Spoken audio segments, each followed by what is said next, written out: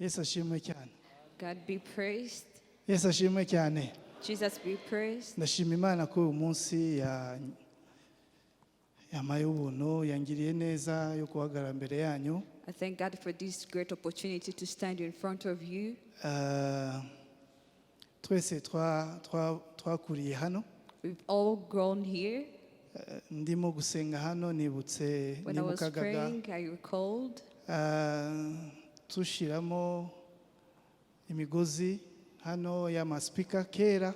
I recalled when we were hanging the cables for the speakers. Nibutse jeunesse twari tuyobowe na Pastor Patrick, ubu yari Patrick.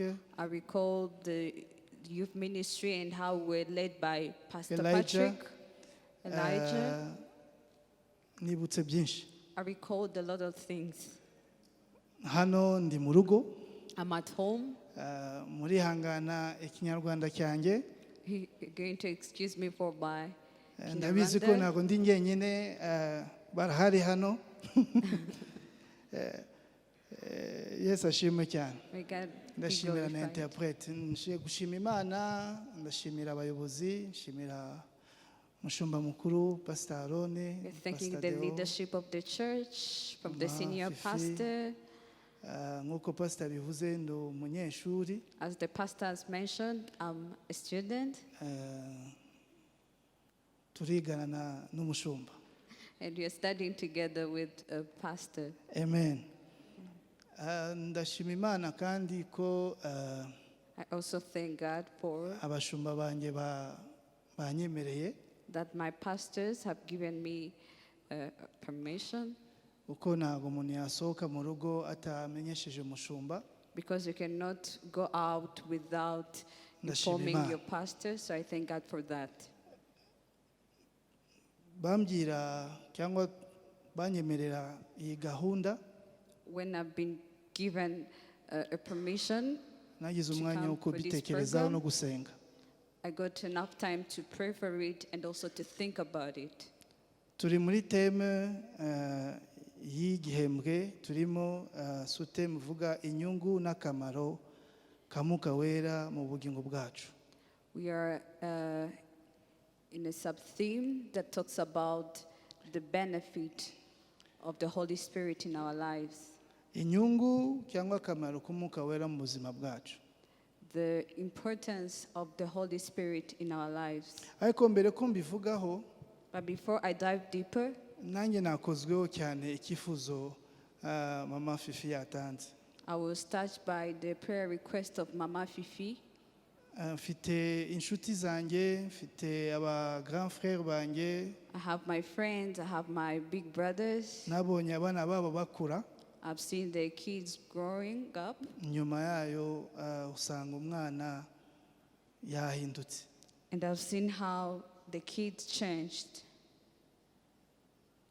Umwana atangira gutobora amatwi. They started to pierce their ears. N'ibindi. And plenty more. Turabazi wenda bamwe na bamwe. We know some of them. Ndimo gusenga n'agahinda. I'm praying with sorrow. Ndashaka kwitangiriraho kuko bihuye nibyo nateguye. I want to embark by that because it is connected with what I prepared. Ndimo kurira Imana kubera ko urimo kwemera ko ibyago kuko kuri ngewe ni ibyago. Because I consider it as trouble. Numva umutima wanjye ikintu kimbwira ko itorero ifite igisubizo. There is something that is telling me in my heart that the church has the answer. Igisubizo ntago tuzayibonera hanze. The answer is not going to be found from outside. Igisubizo ntago tuzayibonera mu mategeko. And you're not going to find the answer in law. Igisubizo ntago tuzayibonera handi. The answer is not found anywhere Igisubizo kiri mu itorero. But the answer is found in church. Igisubizo ni wowe ufite. You are the one who has an answer. Kwibaza gute? You can ask yourself kandi how. Turi muri ya theme y'igisubizo. And we are still in the theme of a solution. Ijambo ry'Imana riravuga, reka tuyisome. Let's read the word of God. Turasoma muri Joel igice cya 2. You are going to read in the book of Joel, chapter 2, murongo wa 28 kugeza verse 28 murongo wa 30 up to 30. ya Joël chapitre 2 verset Joel chapter 28. 2. Ufite Bibiliya y'ikinyarwanda yadusomera. Joël ntago iri mu nyandiko hariya ariko ndashaka kuyikomotsaho bivuga. Mu gifaransa baravuga après cela je répandrai mon esprit sur toute chair. Vos fils et vos filles prophétiseront. Vos vieillards auront des songes et vos jeunes gens des visions. Même sur les serviteurs et sur les servantes, dans ces jours-là, je répandrai mon esprit. Aligiye mu Kinyarwanda igira yindi chapitre wayibonye wasoma. Yoeli 2:28. Yego. Haravuga ngo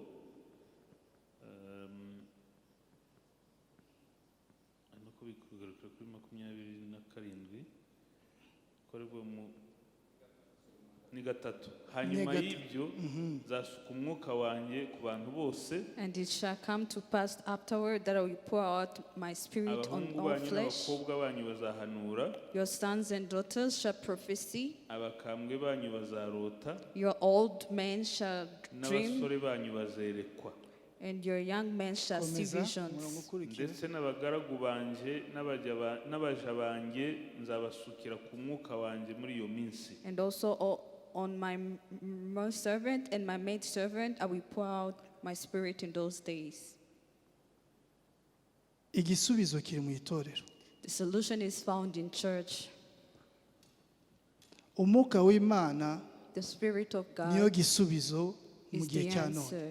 Is the answer. in this Turabona time. abasore bacu, turabona abana bacu, turabona urubyiruko, turabona n'ababyeyi. Seeing our youth, seeing even the parents. Urabona umupapa, twari tuzi ko ari umupapa, You can just find the ejo father, bundi urumva ngo byahindutse. and then you find that it has changed. Mu minsi ya nyuma, In the last days, Imana izasuka umwuka. God will pour out His Ya Spirit. mwuka niyo izakora akazi. And that Spirit is the one that is going to Na serve. yindi solution dusigaranye. There is no other solution Na that yindi is nzira left. dusigaranye. There is no other way that is left. Ni imbaraga z'umwuka wera. But it's the power of Yo the Holy yonyine Spirit. niyo izafata abasore. He Himself is going to take Yo yonyine niyo izafata abagaragu. sons and daughters and Yo maid yonyine servants. izahindura urubyiruko.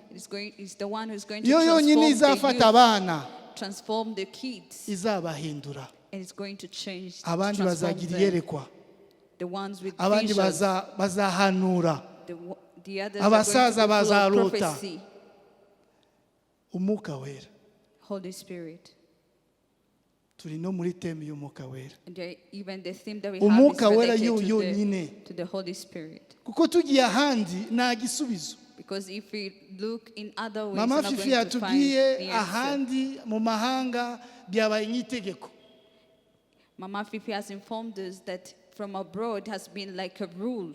Ni umwuka wera gusa. The Holy Spirit, Him alone. Kandi turi muri teme y'umwuka wera. And you are in the theme of Tudashatse the Holy umwuka wera. Spirit.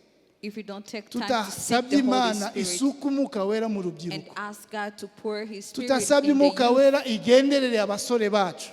and the Holy Spirit to visit our youth, Tuzabona bagenda tureba. we're going to see them moving in our eyes. Hallelujah. Hallelujah. Niyo mpamvu navuze And that's the reason why I say itorero y'uyu munsi that the church of ifite today challenge ikomeye.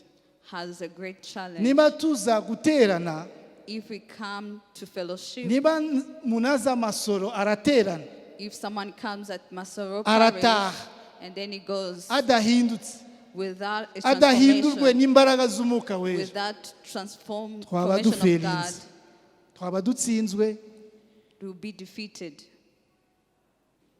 twaba dutsinzwe. We will be defeated. Niyo mpamvu turi muri teme inyungu y'umwuka wera. That's the why we are in the theme that talks about the benefit of the Holy Spirit. Reka dusome tuhibutse dusome Yohana 16:7. Let's read in the book of John, chapter 16, verse 7. Slide ikurikira Yohana 16:7. John, chapter 16, verse 7. Yes, wasoma abandi barebe. Yohana 16:7. Ariko ndababwira ukuri yuko ikizagira icyo kibamarira ari uko ngenda, kuko nintagenda umufasha atazaza aho muri, Urakoze ariko cyane. nigenda nzamuboherereza. Nevertheless, Hallelujah. Amen. Nyamara ndababwira ukuri. Nevertheless, I tell you the truth. Nyamara ndababwira ukuri. Nevertheless, I tell you the truth. Ubivuga ni Yesu. The one who is saying this is Jesus. Ubivuga ni Yesu. The one who is saying it is Jesus. Bizabagirira akamaro ko ngenda. It is to your advantage that Kuko I go away. ningenda For if I do not go away, umujyanama the helper, muri version Bibiliya yera umufasha. the helper. Muri version ya Bibiliya tagatifu ni umuvugizi. Another version says an advocate and a counselor. Yesu yaravuze ningenda umufasha azaza. Jesus said, if I go away, the helper will Muvise come. neza biralinkinga nibyo mama Fifi yavuze. If you have understood very well, it links with what Mama Niba Fifi Yesu yavuze ko mentioned. ni byiza ko ngenda. If Jesus has said, it's good that I go away, Yari Imana, he was God. ahantu hose yagendaga yakizaga abarwayi, Wherever he was going, he was ahantu healing hose the yagendaga sick, yazuraga abapfuye, resurrecting those who died. ariko mu mubiri ntabwo yashobora kuba hose icyarimwe. But in the flesh, he couldn't be omnipresent. Kandi ntabwo yashobora gufasha bose icyarimwe. And he couldn't help everyone at the same time. Hallelujah. Hallelujah. Yesu yavuze ko ni byiza ko ngenda. Jesus said, it's good that I go away. Ningenda If I depart, umufasha azaza. the helper will come. Nakomeje nibaza impamvu. I kept on asking myself, Nkuko batwigisha mu ishuri ari igihe usoma umurongo urabisoma vuba vuba. like how we learn in school, sometimes you Ntabwo can ufata read the context scripture yose. without capturing the whole concept. Namenye impamvu usubiye mu gice cya 15.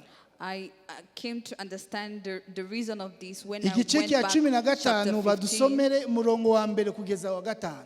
Let's read in John chapter 15, Yohana 15:1-5. verse 1 up to 5. Ndi umuzabibu w'ukuri, I'm the true kandi vine, data ni nyirawo uwuhingira. and my Father is the vine dresser.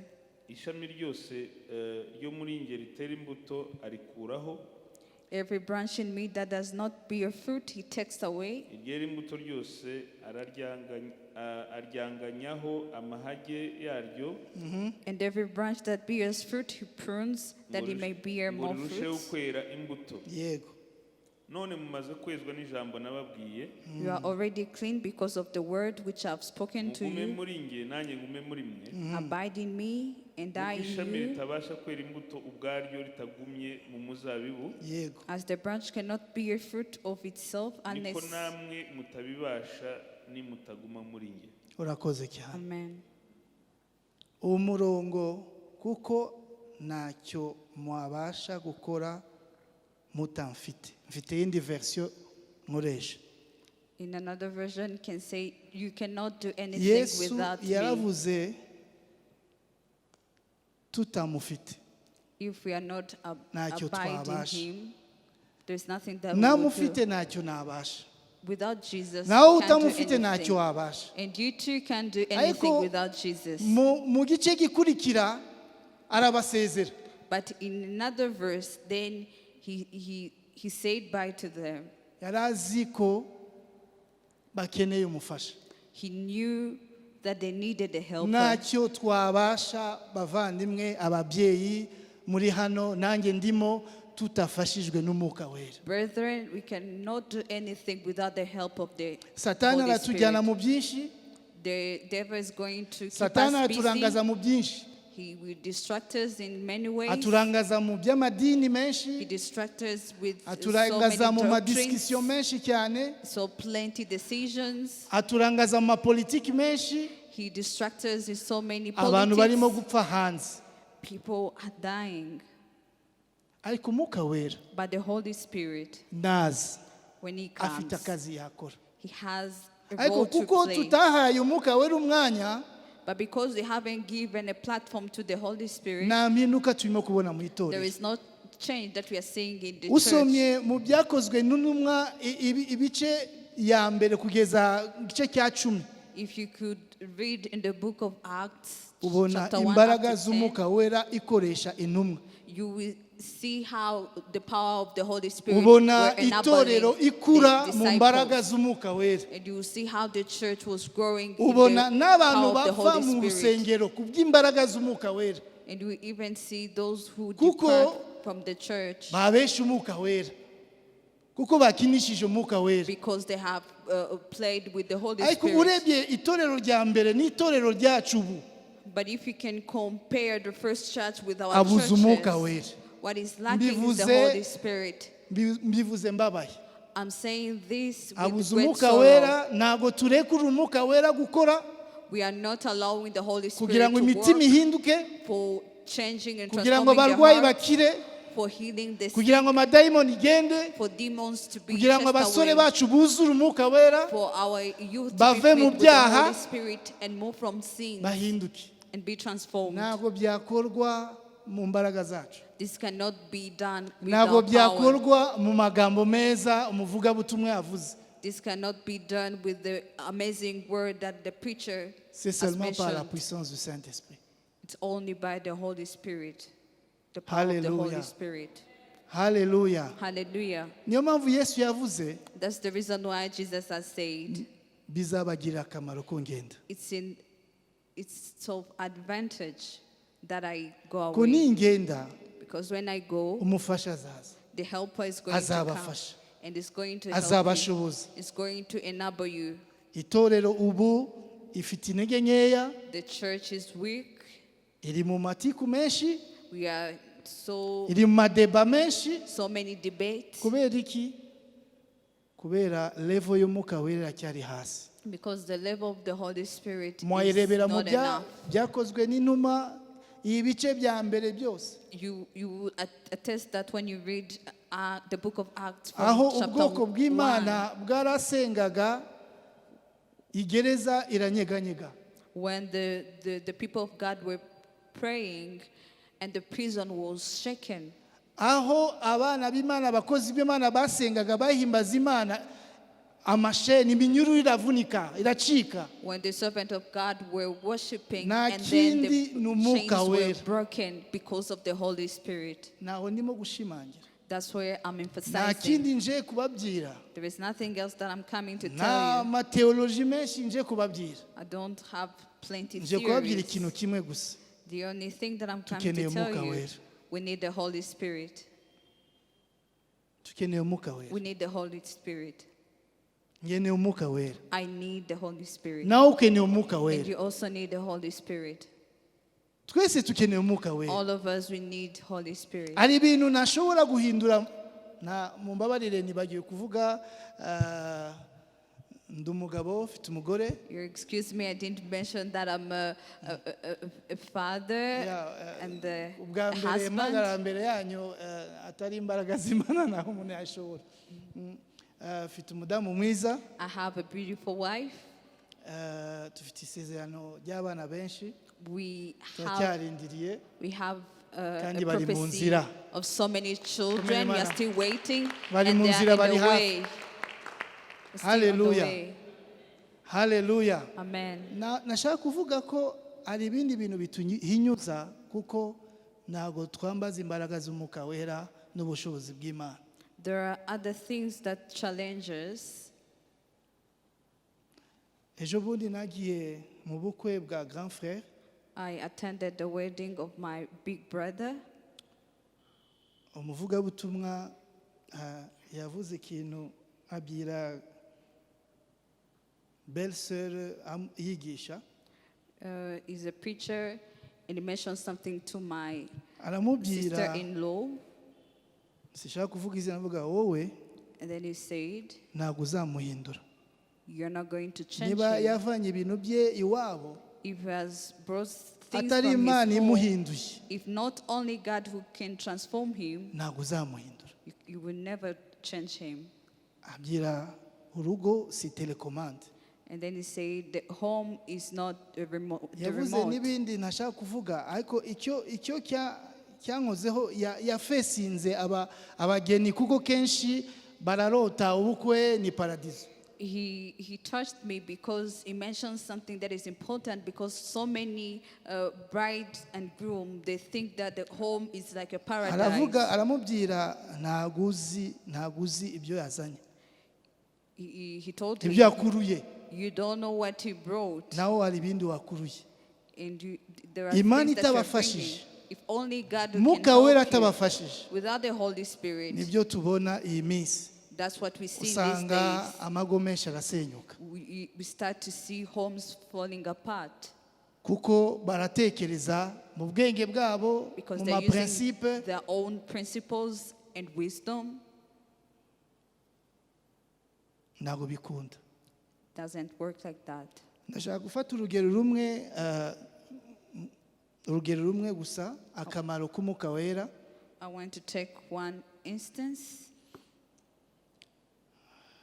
akamaro k'umwuka wera, The role of the Holy Spirit.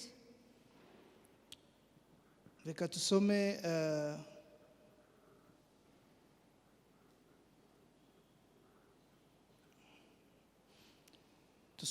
Yohana 4. Let's read in the book of John, chapter 4. Yohana igice cya 4 Chapter 4. turatangira mu murongo wa mbere. Starting from verse 1. ariko mbere ko mbisoma But before I read, akamaro ka mbere k'umwuka wera the first function of the Holy Spirit ni ukutuhindura. is to transform us. twigishijwe hari amavantaje menshi y'umwuka wera, We've seen so many advantages of the ariko Holy numvise Spirit, umutima wanjye uyu munsi ifate example imwe gusa. but my heart convinced me to emphasize on one example. ko akamaro ka mbere The k'umwuka wera first function of the Holy Spirit ni kuduhindura, is to transform us, ni ukugaragaza ubukristo mu buzima bwacu, into attest our Christianity in our lives. kuko mu mbaraga zacu ntabwo twashobora, Because through our powers, we cannot be able to do that. mu bushobozi bwacu ntabwo twashobora. In our ability, we are unable to do that. Yesu ashimwe cyane.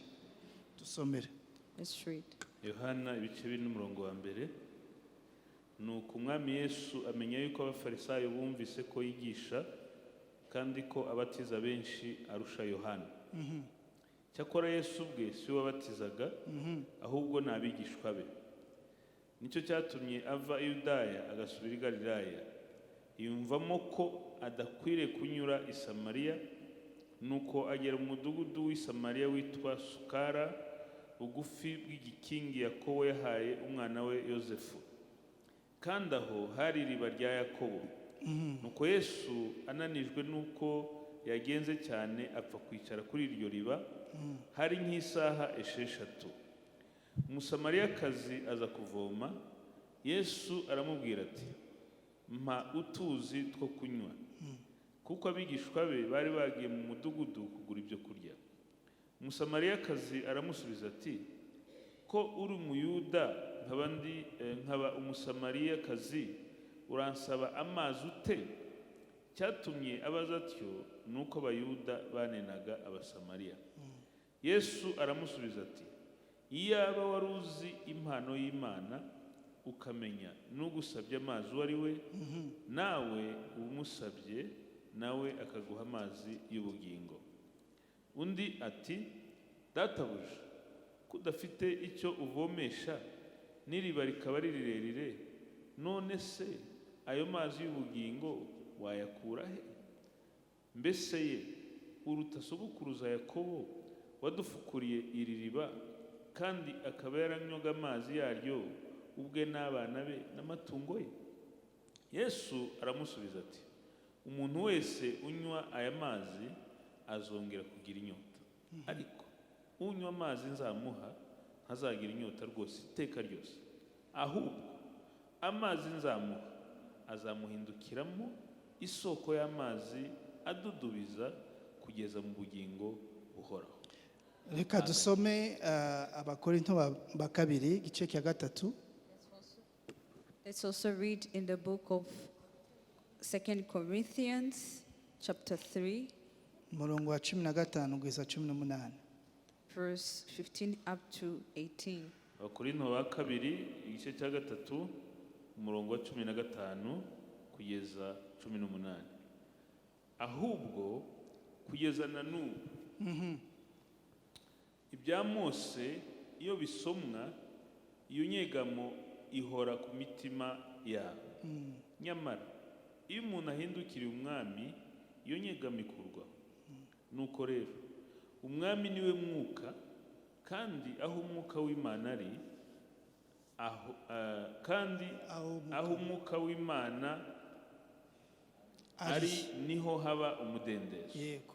Ariko twebwe twese ahubwo tureba ubwiza bw'umwami, tubureba nk'umundorerwamo mu maso hacu, hadatwikiriye, duhindurirwa gusa nawe, tugahabwa ubwiza buruta ubundi kuba bwiza nk'ubw'umwami w'umwuka. Amen. Amen. Hallelujah. Amen. Mfite imirongo myinshi yayikoreka uyu munsi hinire hano. I have so many verses, but I'm just going to be using these Mushobora ones. kwibaza impamvu nafashe urugero rwa uwo musamariyakazi. You can ask yourself the reason why I didn't only focus on the first example of Samaritan woman. Hallelujah. Uyu musamariyakazi This Samaritan woman yarakeneye agakiza. needed a salvation. Yarakeneye kumarwa w'inyota yarafite. He needed to put away his thirsty. Yarakeneye guhura na Kristo kugira ngo Imana isimbure inyota afite ishiremo iyindi nyota. She needed to meet with Jesus to replace her thirst. Uwo musamariyakazi yarakeneye agakiza guhinduka. She needed salvation to be transformed. Babitangira urugero rwinshi cyane ukuntu yagiye kuvoma saa sita. They mentioned how she went to fetch Bavuga na water. Yesu yarabivuze ko nzi ubuzima bwawe. And even Jesus mentioned how he knew her life. Nyuma yo gusoma neza iyi story y'umusamariyakazi, After reading and diving deeper in that story of Samaritan woman, nabonye ikintu kimwe. I saw one thing. Nk'uko Yesu yabivuze, Like how Jesus said, ni wowe ugomba kunsaba amazi. you are the one to ask for water. Ni wowe ugomba kunsaba amazi. You are the one to ask first. Wowe uratangara kuko nagusabye amazi. You are being surprised that I'm asking you for water. Ni wowe ugomba kunsaba amazi. You are the one to ask me for water. Bisobanuye iki? What does that mean? Ari amazi Yesu atanga. The water that Jesus gives, Ari ubuzima Yesu atanga. there is life that Jesus Ari gives. ubugingo Yesu atanga. There is life that Jesus gives. Hallelujah. Hallelujah. Hallelujah. Hallelujah. Ariko hanze ntago bayizi. Hanze ntago bazi ko bakeneye amazi. But those who are outside, they are not aware of how Hanze they ntago need bazi ko water. bakeneye ubugingo bw'Umwuka Wera. Those who are outside, they don't know how they need the Holy Spirit. Yesu yaramubwiye, Jesus told ntago her, uzi uri imbere yawe. you don't know who is standing in front of Ndarangije. you.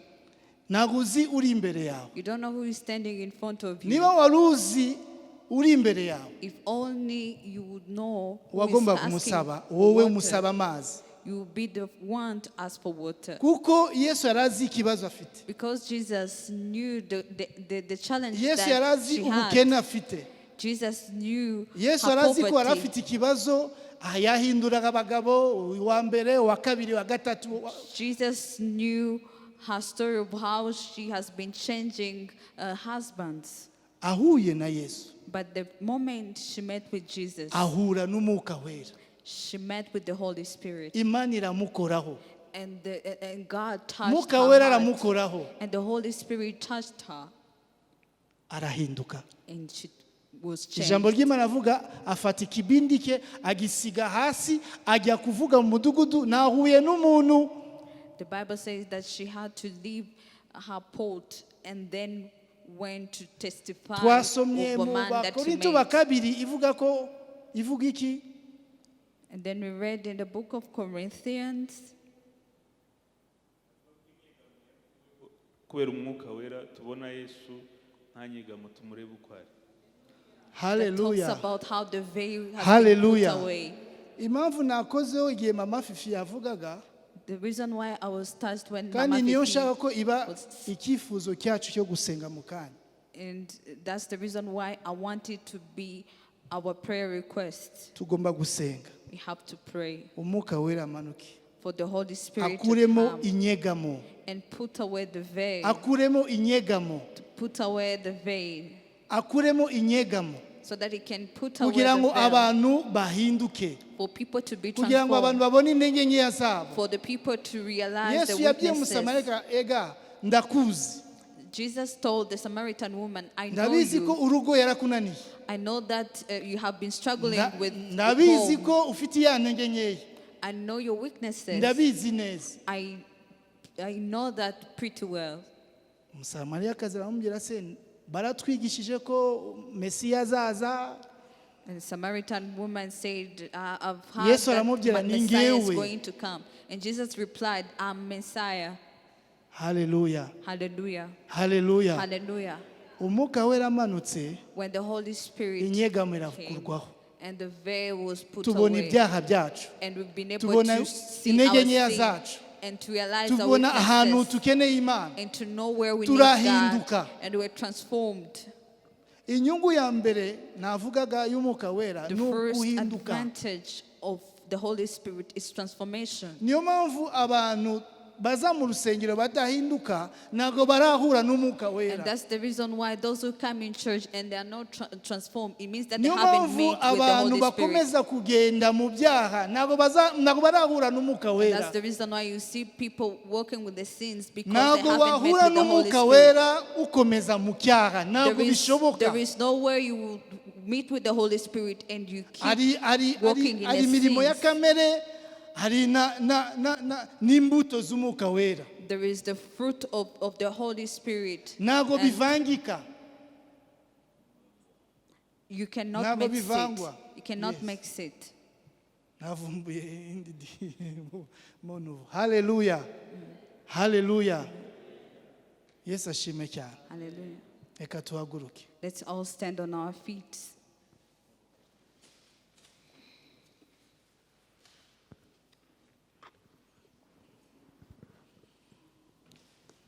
Pawulo aravuga Paul said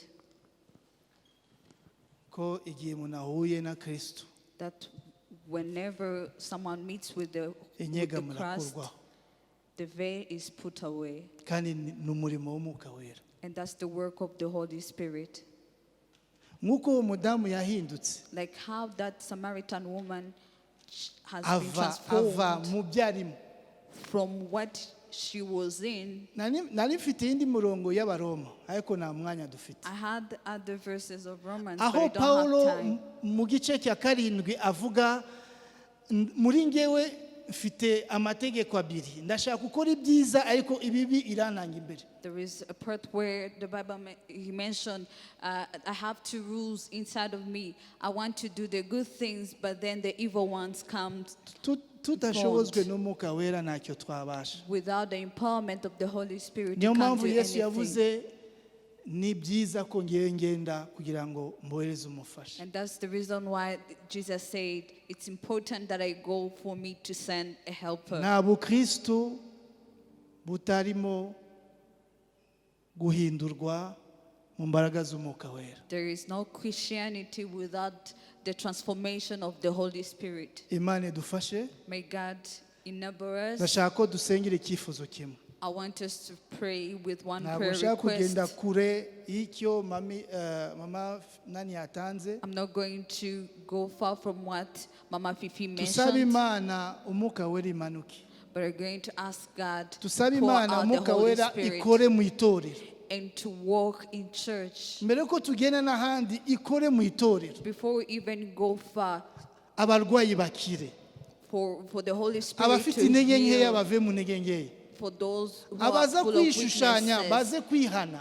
for those who are, Abantu bahinduke. for people to be transformed, Ijambo ry'Imana rikore mu mitima. so that the word of God can walk N'umurimo through w'Umwuka our Wera. hearts. Tutafashijwe n'umwuka wera nta kintu cyahinduka. Without being empowered by the Byaba Holy Spirit, idini, there is nothing that we would do. Twaza tugaterana, We're just going to be like a tugatera routine indirimbo, religion. We will tugataha, come, sing, ubabaye arataha ababaye, and the one who comes with uri mu ntege sorrow nkeya goes away with the ataha sorrow. asubiye ukwa kundi. Those who came with the weaknesses and then Ariko they go home with the umwuka wera weaknesses. ahuye na buri muntu hano, But if the Holy Spirit can meet with each and every one of ibintu us, birahinduka. the things will be changed. Reka dusenge Let's twese. all pray. Reka twese tuhaguruke Let's dusenge. all Uwiteka stand Mana up and pray. turagushima. Haragashaka teketa kateketa. Oh, hallelujah, hallelujah, hallelujah, hallelujah, hallelujah. Shala braka shekete ketala braka shakata. Mwuka wera turagukeneye. Mwuka wera turagukeneye. Mwuka wera turagukeneye. Mwuka wera turagukeneye. Mwuka wera turagukeneye. Mwuka wera turagukeneye. Mwuka wera turagukeneye. Mwuka wera turagukeneye. Mwuka wera turagukeneye. Mwuka wera turagukeneye. Mwuka wera turagukeneye. Mwuka wera turagukeneye. Mwuka wera turagukeneye. Mwuka wera turagukeneye. Mwuka wera turagukeneye. Mwuka wera turagukeneye. Nta kintu twabasha utatubashishije, nta kintu twakora haleluya utadushoboje, nta kintu twashobora utadushoboje, nta mbinuka byaba utamanutse utakoze. Mwuka wera ni wowe utwemeza, ni wowe utwemeza ibyaha, ni wowe utwemeza gukiranuka, ni wowe utuyobora mu kuri. Mwuka wera ni wowe utwemeza, mwuka wera ni wowe ushobora kwemeza umunyabyaha ahinduke abohoke. Mwuka wera ni wowe ushobora kwemeza umuntu haleluya mu ntege nkeya. Mwuka wera ni wowe ushobora kudushoboza, mwuka wera ni wowe ushobora kuduhindura. Mwuka wera ni wowe ushobora kugendagenda mu itorero, ni wowe ushobora gushoboza abaririmbyi, ni wowe ushobora kwambika abaririmbyi, ni wowe ushobora gushoboza abanyamasengesho, ni wowe ushobora guhindura ibintu nk'uko wabikoze mu isezerano haleluya itorero rya mbere, nk'uko wabikoze mu itorero rya mbere. Mwuka wera waramanutse, warakoze, warahinduye, warabohoye, warakijije, haleluya ukoze ibitangaza. N'uyu munsi turagukeneye, n'uyu munsi turagukeneye, n'uyu munsi turagukeneye. Urwaye akire mu izina rya Yesu Kristo, urwaye akire mu izina rya Yesu Kristo, urwaye akire mu izina rya Yesu Kristo. Ufite nimba Mana atayanezerewe, Mana uremerewe, Mana yumva ruhutse, Mana ufite intege nkeya wumva akomeye, Mana haleluya ufite ibibazo bimurenze yumva imbaraga z'umwuka wera zimukoraho, zimukoraho, zimufasha, zimubohora, haleluya lamashere brokoto. Mwuka wera turagukeneye. Genda genda mwuka wera, genda genda haleluya, genda genda, genda genda, genda genda, genda genda, genda genda. Kora mitima yacu, sana imitima yacu, bohora imitima yacu, zura ubuzima bwacu mu izina rya Yesu Kristo. Turagukeneye mwuka, turagukeneye mwuka. Amagambo yacu nago yemeza, amagambo yacu nago yemeza. Ni umwuka wera ni ushobora kwemeza, ni ushobora kwemeza, ni ushobora kwemeza, ni ushobora kwemeza imitima yinangiye, ni ushobora kugendagenda, ni ushobora kukiza niwe ushobora kubohora, niwe ushobora kuramira, niwe ushobora kugendage. Haleluya. Mwuka wera niwe ushobora gufasha urubyiruko bwacu. Urubyiruko bwacu rukeneye imbaraga zawe.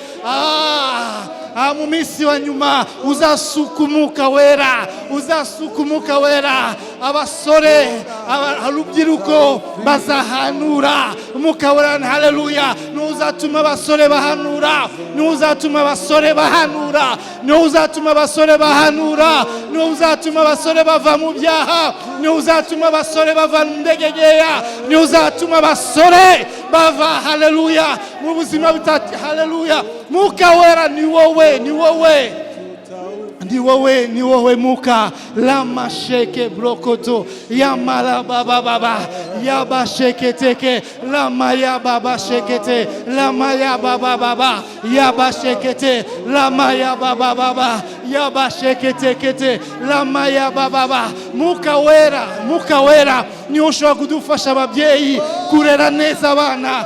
Ni ushobora gufasha ababyeyi kurera neza abana, kurera neza abana. Mwuka wera ni ushobora gufasha ababyeyi kurera neza abana. Mwuka wera, Mwuka wera, Mwuka wera, Mwuka wera, Mwuka wera, Mwuka wera, Mwuka wera. Yama sheketa katele brokoto yama mama shekete kete lama yaba shekete le broko shokoto lama mama yama masakate lama yaba shekete kete lama yaba baba shakate yama mama shakate le bebe lama mama shekete lebe. Senga senga senga urakeneye umwuka wera, turakeneye umwuka wera. Senga senga inginga senga, saba ubufasha, saba ubushobozi, saba imbaraga, saba kusigwa, saba kwambikwa, saba gushobozwa, saba imbaraga, saba umwuka, saba imbaraga, saba imbaraga, saba ubwenge, saba kuyoborwa, saba gushobozwa.